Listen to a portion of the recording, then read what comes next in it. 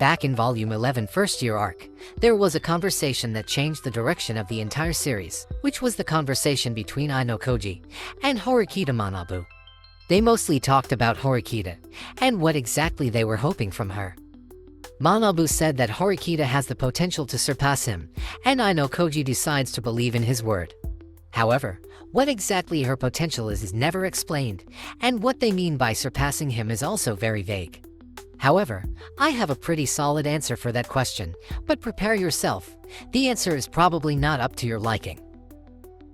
For starters, since it's called potential, it must be something that has not yet awakened, or already exists but not yet optimized. The fact that both Manabu and Ayanokoji took a liking to it, and Manabu said it will only bloom if Horikita walks on her own path, lead me to believe that the said potential is connection. It might be hard to imagine, but if you are familiar with the power of friendship, Horikita's potential is similar to it, but of course in a more logical way. There are two reasons why I think this is the most likely answer for Horikita's potential. First, Horikita was first introduced as an antisocial girl who refused to make a connection with anyone, which means the said potential was never developed, and the second reason is because connection is the sole reason why Manabu leave the school with regret. For Horikita, the reason for her behavior was obviously because she tried to copy her brother, which is a huge misunderstanding on her part. Manabu doesn't reject people, and he values anyone based on their own worth, even if it's different from his. However, it's true that Manabu doesn't have any friend that he could trust from the bottom of his heart. His monologue in Volume 8 First Year Arc confirmed it, and he admitted that it was a mistake that he realized too late. Before we are talking about Horikita, let's talk about Manabu's mistake of not forming a connection, because there are two examples that clearly prove it. The first one happened in the mixed training camp, where Tachibana was facing an expulsion because there was no communication between her and Manabu. We could say that Tachibana obviously likes Manabu, but it turns out she didn't trust him enough, or have enough faith in him to put more burden on his shoulders. If we take Ayanokoji and Kei as an example, Kei immediately told Ayanokoji when she realized she was being followed back in Volume 7 of the First Year Arc. Even though it's clearly not the same case, Kei has a lot of faith in Ayanokoji because she already took a glimpse of his true personality, so she could rely on him even in the most impossible situation. However, I doubt Manabu ever let someone take a peek at his real face. His entire life was focused on being a role model, and he always stood there as their leader, but the real Horikita Manabu was nowhere to be found in everyone's eyes. He put a distance between him and everyone, and that's why he failed to see the true face of everyone around him.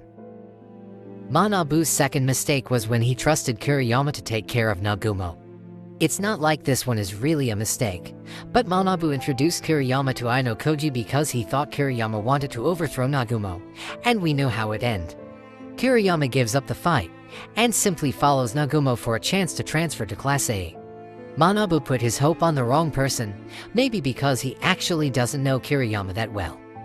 In the end, even Ayanokoji didn't do anything noteworthy to stop Nagumo, and Nagumo graduated with his ideal fully achieved. If you put the two cases together, an alternate universe where Manabu tried to connect with someone and fully understand their personality must have been able to prevent Manabu's failure, and that is where Horikita's potential took place. Just like Manabu said, Horikita needs to find her own path instead of keep imitating him, and if there is one field where Manabu ended up having a regret, there will be no better choice for Horikita to prove herself other than taking that path where her brother failed to do, and that's why connection is the thing that will make her different compared to her brother. The ability to get close to people, and make them open for you in the same way you open yourself for them. Believe it or not, Horikita has already started to show that kind of potential. You can see how Kei could open herself and tell Horikita about her past, or how Kushida became tame thanks to Horikita saving her from expulsion. It wasn't much, but it's clear that she started to walk on that path. However, if we are only talking about connection, people like Kushida or Ichinose are clearly superior compared to Horikita, and if we take a look at Ichinose, her connection with her classmates in the form of absolute trust doesn't seem to have that much use for her, so Horikita's potential in the form of connection still doesn't meet the criteria to surpass Manabu. Having Kushida or Kei on her side is nice and all, but it's clearly far from impressive, and if we are talking about opening someone else's heart, Ayanokoji mastered it more than anyone. So Horikita should have something more to her potential instead of just a lesbian group to have dinner with. Fortunately, I think Horikita has something more to her potential, or maybe an upgraded version of connection, which is her ability to turn an enemy into her ally. Among all of Horikita's close friends, there is actually one similarity that is quite interesting, which is the fact that they used to hate Horikita, or at least had a hostile relationship with her. People like Sudo, Ibuki, and Kushida clearly don't start their relationship with Horikita on good terms, but slowly and surely they get close and stick like glue. Even Karizawa used to hate Horikita for her behavior, but she eventually came to respect, and finally become friends with her. It might not be a lot, but so far we rarely see any class leader manage to handle the people from their class just like Horikita did. In the case of Sakayanagi, Katsuragi ended up leaving the class. In the case of Ichinose, everyone trusted her, so there is nothing to be concerned about. And as for Ryuen, his own classmates used to hate him, but they eventually accepted that they needed him, so I guess Ryuen has a similar potential.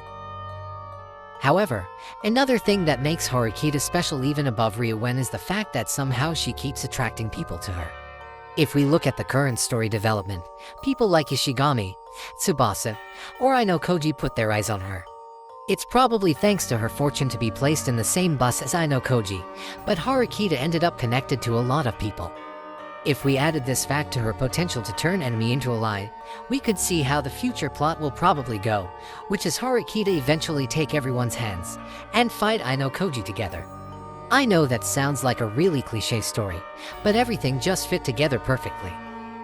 It's true that kind of potential is not going to make her stronger the way most people want it to, but it's already stated multiple times that it's impossible to beat Ayanokoji, either in intelligence, outsmarting, or even physical fights. So beating Ayanokoji with the power of friendship might be the most fitting end for the Lonely White Room masterpiece.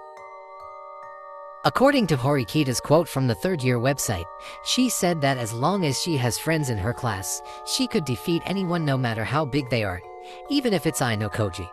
While this quote might be just a biased claim, this quote fits perfectly with Horikita's potential to connect herself with the others. It makes more sense if we remember that Ayanokoji is always alone, and he wouldn't hesitate to cut anyone if he deemed it necessary. With that being said, Horikita's third-year journey will most likely focus on making connections with a lot more people. She needs to bring them to her side, and they need to not just cooperate with her, but also fully trust her and never betray her. This is just a speculation, but I think Kushida will become the proof of whether Horikita actually has that potential or not. As we know from Volume 1 third-year arc, Ayanokoji has offered Kushida to become his spy in exchange for private points, but so far Kushida has not yet revealed her answer. If Kushida ended up choosing Ayanokoji and betraying Horikita, that means the entire talk about Horikita's potential is nothing more than a delusion. However, if Kushida chooses to remain loyal or become a double agent for Horikita, that means Horikita will finally awaken her potential. Having Kushida stay loyal to her will be a huge help, but once again, I don't think their duel would mean much in front of Ayanokoji. Even if you had Ibuki and Kei, that still feels like an army of ants picking a fight with a monkey, so in order to actually optimize her potential, Horikita needs to find help from a stronger ally, whether it's from outside their grade, or even from her enemy. If we are talking about defeating Ayanokoji, Koenji must be the first person who comes to mind. Without disrespecting him, the chance of Koenji being able to defeat Ayanokoji is not really convincing, so it makes sense if Koenji will eventually accept defeat and start to support Horikita. It's obvious that it wouldn't be that easy, but the matter of whether Horikita could turn Koenji into her ally is actually worth more than you think. Back in Volume 11 second year arc, Ayanokoji admits that Koenji is totally unpredictable, and no matter how Ayanokoji tries, he cannot think of a scenario to manipulate Koenji, and totally gives up on him. If even Ayanokoji himself has already given up on Koenji, it will be Horikita's greatest challenge to make Koenji cooperate with the class, because if she manages to do it, she could prove that she actually surpasses Ayanokoji, even if it's on a field we are not hoping for. As for how Horikita would pull Koenji to her side, there is actually an interesting parallel with how Horikita pulled Kushida. Back in Volume 12.5, Ayanokoji actually threatens to expel Koenji because he believes Koenji will only become a burden, or even a threat toward Horikita. This threat must have reminded you of how Ayanokoji threatened to expel the traitor back in Volume 5 second year arc, and we knew that Horikita ended up decide to save her. Coincidence or not, before making his move on that exam, Ayanokoji had a monologue where he asking what Manabu would do in his situation. Given how Ayanokoji decided to expel Kushida, Horikita's decision to save her is actually Horikita taking a different path compared to what her brother would choose. Her choice might be controversial, but only time could tell whether her decision was right or wrong. If someday Ayanokoji manages to expel Koenji, and Horikita once again decides to save him, that is probably the time Koenji will have a change of heart. We still didn't know where Michan would take part in it, but making Koenji cooperate will surely become Horikita's greatest challenge. Just like what Manabu was hoping for, Horikita finally managed to find her own way by succeeding in a place that both Ayanokoji and Manabu failed to do. You probably hoping for Horikita to outsmart Ayanokoji or defeat him in manipulation, but sadly Horikita's potential has nothing to do with it. Instead of getting magically stronger, Horikita moved forward by gaining a trusted ally that she could rely on. With this method, there is a chance someone like Ishigami, Tsubasa, or even Ichiko will end up joining Horikita's side and defeat Ayanokoji together.